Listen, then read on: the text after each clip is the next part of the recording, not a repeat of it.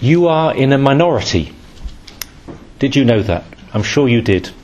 But we've got some statistical evidence to prove it now. Some of you probably saw a few days ago that there was some research published by the Benedict XVI Centre for Religion and Society here in our diocese about the state of religious practice in England and Wales. So that's the focus. And as I say, if you are Catholic, which most of you are, and if you come to Mass each Sunday, which I know most of you do, you're in a minority. Now, I could spend the whole sermon on these fascinating statistics. I'll try and do it in 1 minute, okay, in case I get too geeky about it. 48% of adults in England and Wales profess to have no religious affiliation. None. The nuns. Not nuns, as in Sister Mary. 48% nuns, that would be quite something, wouldn't it?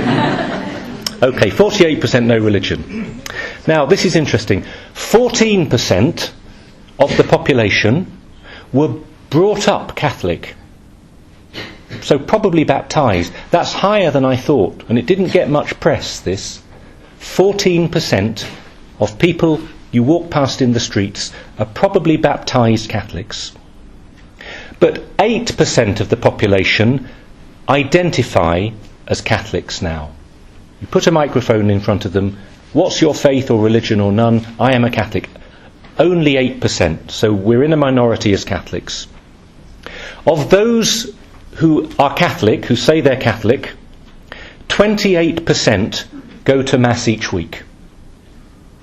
28%. About a quarter. So you're in the quarter of Catholics who are coming to Mass each week. And again, just think about that. Is that what you expected? Thinking of your Catholic friends and comparing it with religious practice back home, maybe. But then we dig down a bit, and this is where it gets really interesting. Page 7 or something. Of your age, so there's a bracket of 18 to 24. So that's most of you. 18 to 24, of all the professed Catholics, 14% go to weekly Mass. So if you're here at Mass, you're 1 in 7 of Catholics. Of all those who go to Mass, I'm going to stop now. Of all those who go to Mass, of young people 18 to 24 who are female, 4%. So 4% of practicing Catholics are young adult females. And here is the really interesting, the last one. Yeah, if you're male between 18 and 24, can I do a hands up here? If you're male age 18 to 24, yeah, you do not exist.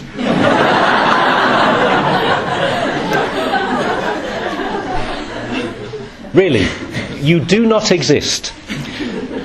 Meaning that in this sampling data that was used, that was very extensive, very well respected, you are too few to register on the arrow, on the scale, on the bar charts. You are, as a young practicing adult male Catholic, statistically insignificant. But really important to me, don't worry. Yes, I love you, but just statistically insignificant. Now, those are the facts. We'll stop the geekiness now. The question is, how do you react to them? How do we interpret them, and what does it mean? And now this is a psychological. How do you react psychologically? Emotions. You feel, oh, right, roll my sleeves up and fight. Do you feel, oh no, beleaguered and rejected and minorited and oppressed and sidelined and what's gone wrong? Do you feel positive? Do you feel negative? This is all a psychological reaction, and we need to go beyond that to a theological reaction. In other words, how do we interpret this in the light of faith?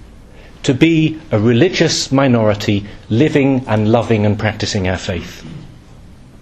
Well, first, obviously, look in the Scriptures. In the Old Testament, as we well know, the Jews were a minority religion in the ancient Near East. That great clash of empires with massive religious movements, they were a tiny sect, really, a little religion in a great continent of religions.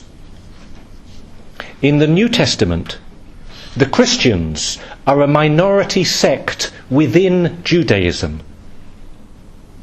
So we're part of Judaism there, in that nascent early church, but a group within, a minority, a tiny minority.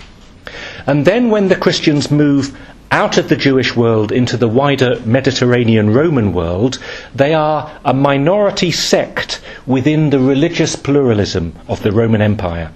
And in fact, they're treated not as a religious sect, they're treated as atheists, because they refuse to worship the gods of Rome and the gods, full stop. And just to take it to today's scriptures, to put it in a more focused context, if you like, St. Paul in the letter to Galatians today recalls his conversion. And he talks, in effect, of moving from the majority to the minority. He says before, as a Pharisee, he was firmly in the majority position, and he writes, "You must have heard of my career as a practicing Jew, how mercilessly I was in persecuting the Church of God, how much damage I did it, how I stood out among other Jews of my generation, and how enthusiastic I was for the traditions of my elders." Do you notice that phrase? I stood out among Jews of my generation. I was firmly in the centre of everything. And now I belong to Christ. Becoming a Christian means for St. Paul that he belongs now to a persecuted minority, and he will give, as we know, his life for this. But, and this is where the theology comes in, he doesn't see this as an accident or a mistake. He sees his new status as a special calling. He says, God has chosen me while I was still in my mother's womb. He's called me through grace, and he's chosen to reveal his Son in me so that I might preach the good news about him to the pagans. This isn't a mistake. This isn't because God has forgotten me. This isn't because God has not invented enough Christians yet. It's because, St. Paul says, I have a special mission to the world. And it's true in a different way in the gospel as well. The woman in Nain is an outsider. She's a woman, first of all, with no status in her own right. She has no status through a husband because she's a widow. Her only son, the male link into society, has just died. She is, in effect, an outcast. She's isolated and alone on the margins. And Jesus is with the crowds, isn't he? This is one of those great crowd scenes. He's standing with the majority, but seeing her, he steps out.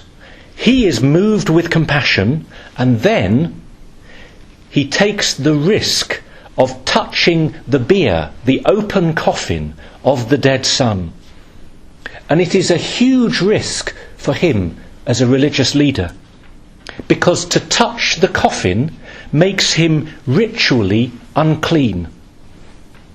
He is cut off from Jewish society.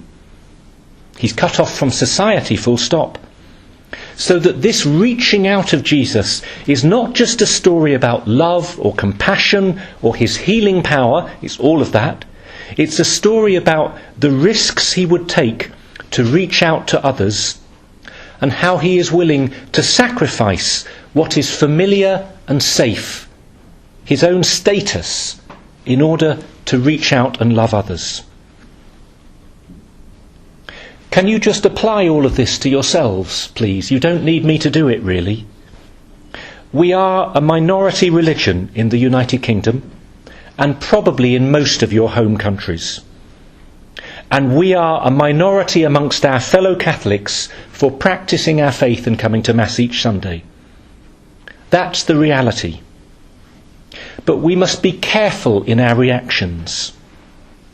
to be careful of, as it were, a desire to belong, to fit in, a temptation to want more status or respect, the pressure maybe not from ourselves, from our own insecurities, but the pressure from others, from those we love, from family.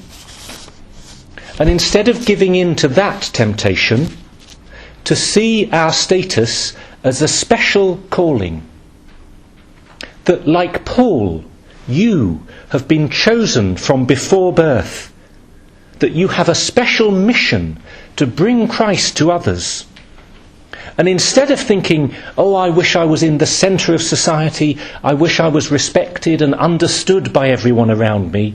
In other words, if only I belonged to the majority, and it was safer and easier, instead of thinking that, to see where you are now as a gift, a calling, an opportunity, and actually a privilege. Because it means you have the opportunity humbly to share your faith and to bring it with others, and to have an influence that's different from, but just as important as the influence if you had more worldly status or power. All the biblical images that put this into focus, that you are light, the light that a candle gives to a room, it's tiny, but the light it gives to everything around it, that you are leaven, yeast, the smallest amount of yeast mixed into the dough that makes the whole loaf rise and become what it's meant to be. That you are salt that gives taste and flavour and that preserves and sustains everything that it touches, that it becomes part of. This is our vocation. It's not because something's gone wrong, it's because this is our calling. Like Jesus, we are called not to stay or to hide in the safety of the crowd, but to step out to help others and to witness. There is a cost and a sacrifice, and that's why we'd like a little bit more status and security. But we do it for love, and even at the cost of our lives. It was so moving to see this on Thursday night.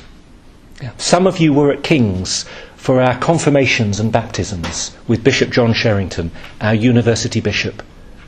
What a beautiful climax to our year of faith together as a chaplaincy. To see 3 of you, 3 young adults, baptised. To take the step that Paul is writing about in Galatians today. And to see with those 3, 10 others confirmed and renew their commitment to their faith as adults. Not hiding it under a bucket, but bringing it into the light. Pope Benedict talked about this. He spoke famously about a creative minority. And this is the sentence. He wrote, I would say that normally it is the creative minorities that determine the future.